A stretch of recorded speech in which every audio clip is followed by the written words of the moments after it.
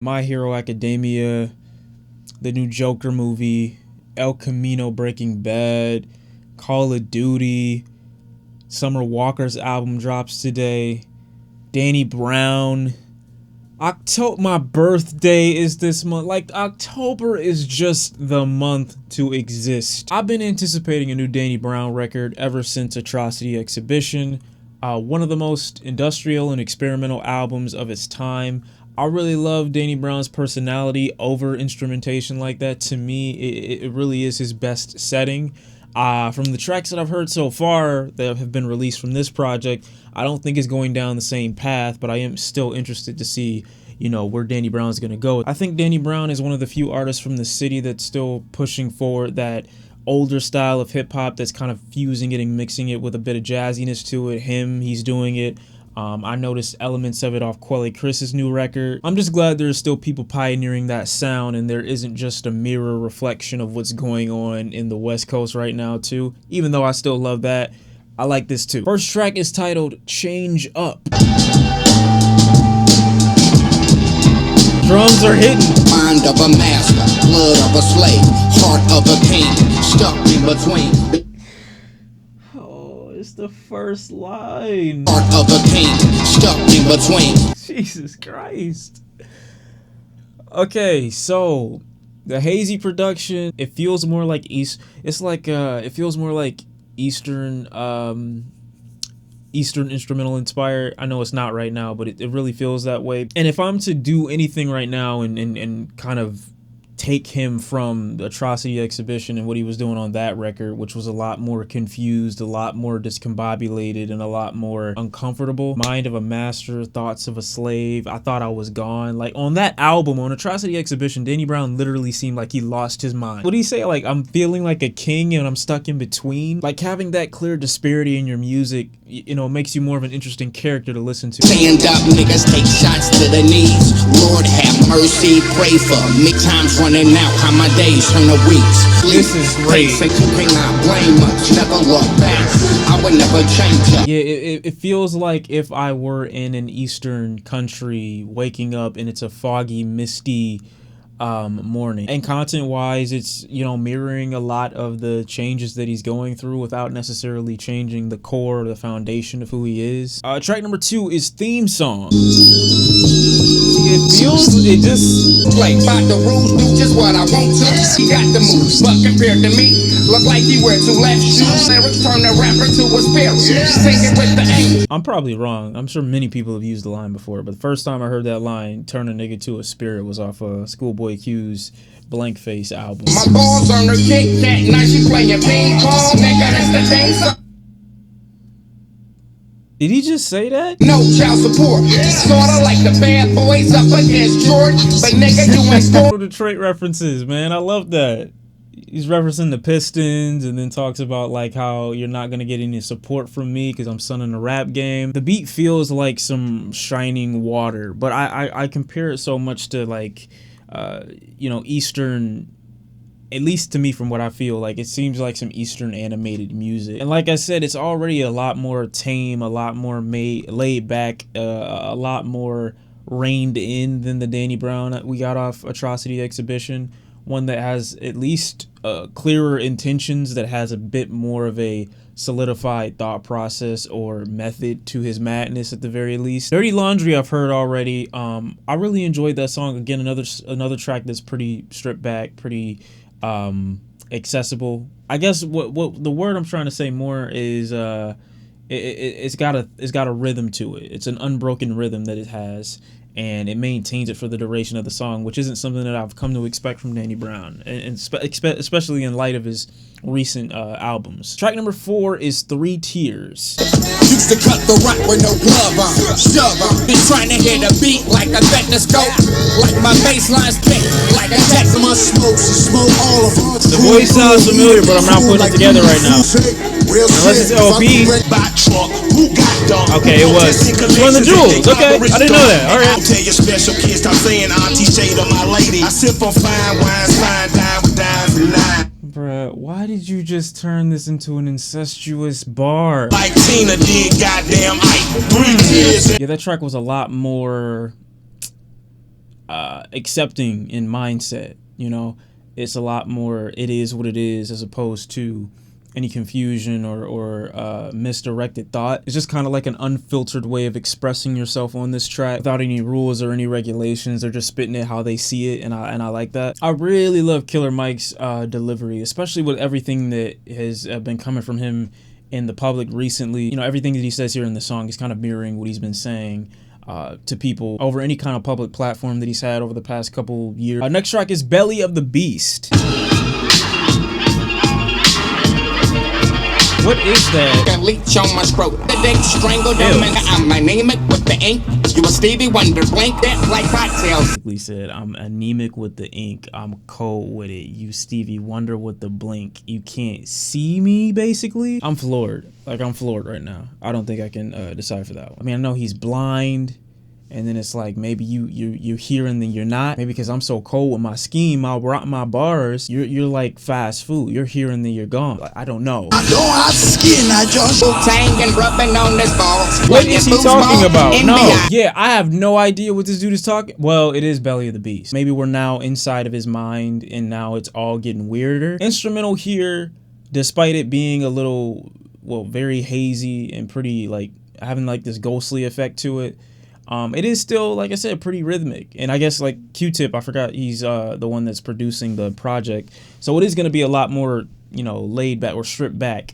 And I feel like that's really putting Danny Brown at the center of attention, because before, if it felt like he was being thrown into this whirlpool or tempest of completely different sounds, industrial music, it felt like here he's the center of attention and everything else is swarming around him.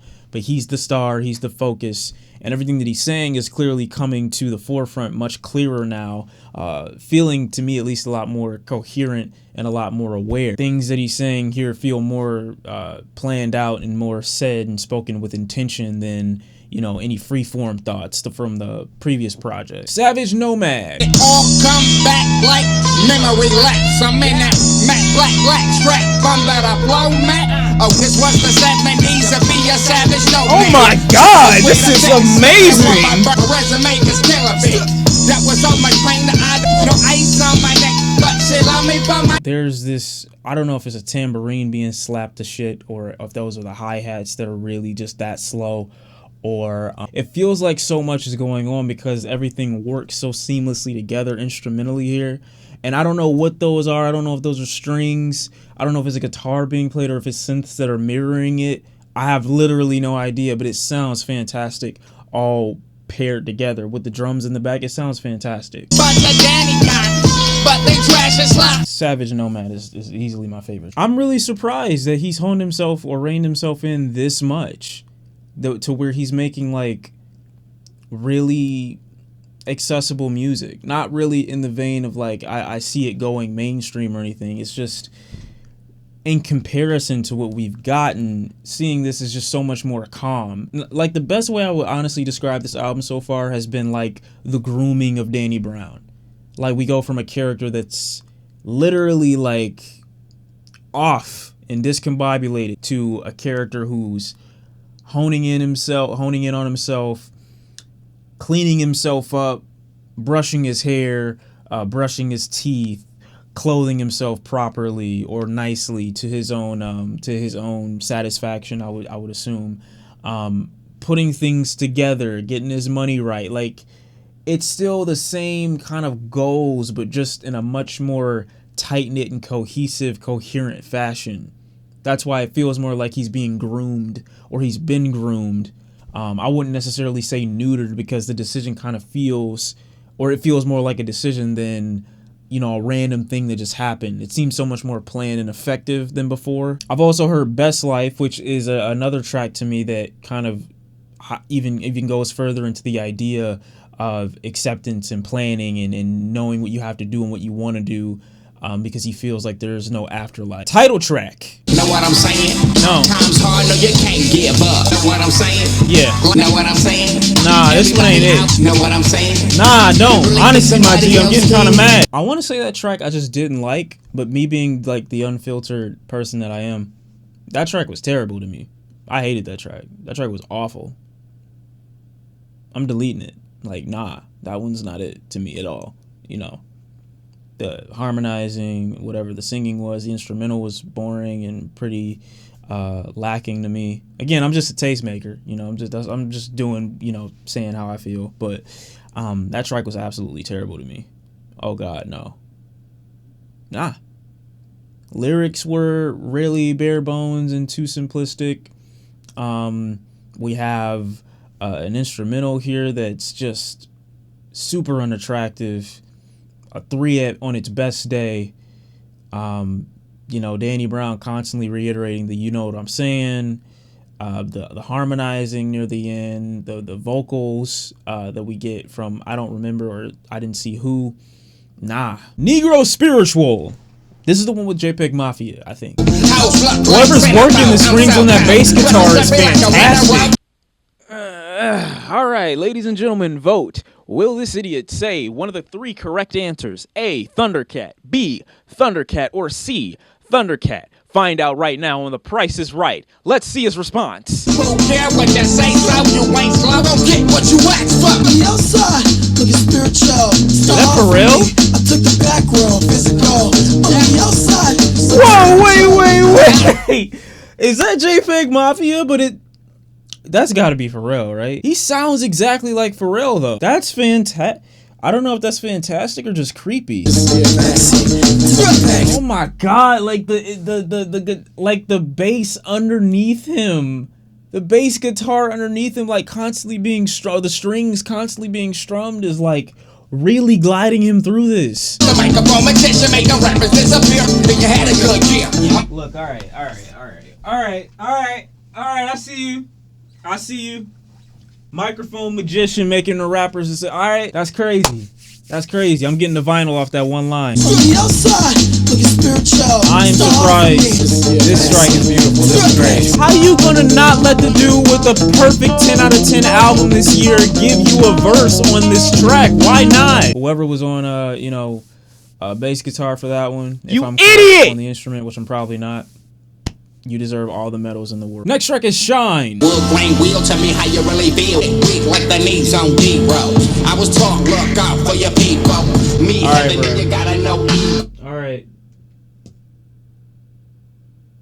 Can you relax though? Because I don't see what D-Rose did to you for you to lose it all in a second like me too.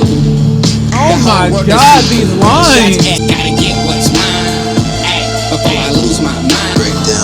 Oh, Blood Orange. I forgot he's got a feature on here too. The synths are really helping this track float right now. My head above water, had to keep moving out.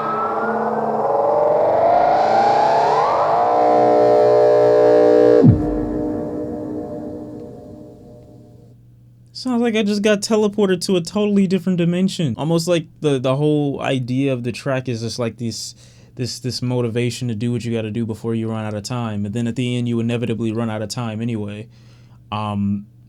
I realized that this track is very reflective of, like, you know, from what, again, and this is just for me, from what I've seen, very reflective of how he's treated, you know, himself in his music.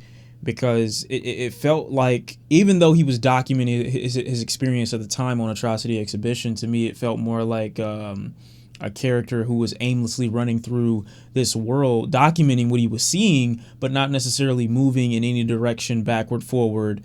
Really a lot of momentum, but not really going anywhere. Here it's like recounting on that and just kind of reflecting on the idea that unless I get what I got to get before I lose my mind, I need to get the most that I can out of this, you know, kind of reflecting on his own career, reflecting on his own life before the time is up. I only bring myself to that thought process because of the whole lose my mind thing and how it really did, again, feel like he lost his mind on his last album. Track number 11, which is the final track here, Combat. Pass it down to me like a heirloom. Used to chop grams on my grandma's sauce. Pay me what it costs, I ain't trying to hear Grandma? Got more pills than the ocean twins. What? Got more pills than the ocean twins. I thought that's what you said, but I didn't know if you were being that disrespectful. Came a long way from that dope house. Came a long way from the dope. You're not gonna say it with me now? Living like that, tripped over the crack. That whole That line was crazy. I'm sorry. Court appointed lawyers, gotta stay copping. Put you in predicament, what that's your only option. I'm in the system, just another nigga when we take it to a prison. Try to help nigga snitch down, everybody know. Documenting that whole street experience is great, and especially given how he actually starred in the movie White Boy Rick. I forgot when that movie came out, but I went to go see it because obviously it's about Detroit. And yeah, I was happy with everything that I saw. Not obviously happy with anything that I saw, but just seeing parts of the city in the movie that were documented, I thought were kind of cool. But see, White Boy Rick ended up involving himself in that life and then turning informant. And it's really funny how like all the violations and everything, he speaks on that, and then like I said, he was in the movie. I just think that's so. I don't know why. I just think that's so crazy. His flow was fantastic on that last track. The horns were fantastic. How I'm feeling about the album in itself is much more laid back, a lot more introspective, only in the sense that I say we know a little, or I feel a little bit more closer to Danny Brown more than the character that was represented on Atrocity Exhibition. I feel like we got into the thought of him more, and it could have been, you know, like honestly, it could have been a lot more telling of what his mental state was at the time during the recording of that album, or while he was on whatever substances that he was on. But here, if that was an album that was meant to document someone on their experiences while under substance abuse, at least on this album, it feels like liver damage from too much alcohol. You know what I'm saying, is almost like the very sobering thoughts and the realizations that you come to after that high, after that come down. You know, you're now sitting down. It almost feels like someone's recounting their story and still at the same time trying to explain to you their plans with what time or little time they feel they have left. It's obvious that he feels he's wasted a lot of time, but at least here they seem so much more clear and concise and so much more layered in or rooted in an ideology. Or it makes all the hazier kind of back in the day instrumentals on this project make more sense. You know what I'm saying, is almost like him coming from behind a curtain to give a comedy act, but then you realize how sobering the experience is when he's not saying things that are always that funny. If Atrocity Exhibition is mental damage, then this album is liver damage. It's the result of someone sobered up, or it's the result of someone who's sobering up, who's seeing the world, at least from their own perspective, unclouded, you know? And it's kind of ironic that I say that, despite the fact that there's so much hazy, very cloudy production on this project. It's a lot more rooted in older instrumentals and more traditional hip-hop, more jazzy, definitely. So I can definitely attribute that. Like, it has like more of a Detroit influence. Q-Tip on production, I do feel keeps the album a bit more safe and a lot more grounded, which can also sometimes mute where I feel the instrumentals capabilities could go. And I think that also, like I said, keeps Danny Brown rooted in being the center of attention and not necessarily being as wild with his delivery as he used to be. At least on this album, it feels like I said again, he's a lot more reined in, and it pairs itself very well with the instrumental choicing on the project. But I do still miss some of those elements that were on his older work, where it seemed as though he would perfectly match the energy and the tone of the instrumentals that he was on, which would make his delivery and would make the track itself seem much more explosive and almost like comic book character-esque. Still, there are tracks here that appear somewhat retro, somewhat older. It's definitely much more mature, a lot more stripped back, and a lot more conservative with its values and what it offers, you know. So while I do love the record, from what I've heard so far, it's definitely nowhere near as explosive as his older work, which I don't think lessens its quality or lessens his writing in any capacity. It's really just going to be up to taste. And for me, I am a fan of both, but I like this one slightly less than I did Atrocity Exhibition, just because of how explosive and just how much energy was on that project, and the fact that it has really dough on it. Like that, there's no real huge moments here, you know, but it is a very consistent, very cohesive record, much more so than previous work. So I do have to give it its props for that. I did really enjoy the record, and I don't really think there are many tracks here that I dislike, with the exception of that one track I thought was awful. Danny Brown with You Know What I'm Saying. That's how I'm feeling on it. Thanks for watching. Make sure you listen to the project for yourself, And yeah, I did enjoy this one. Yeah. Thanks for watching. I'll see you next time, and I'm out. Peace.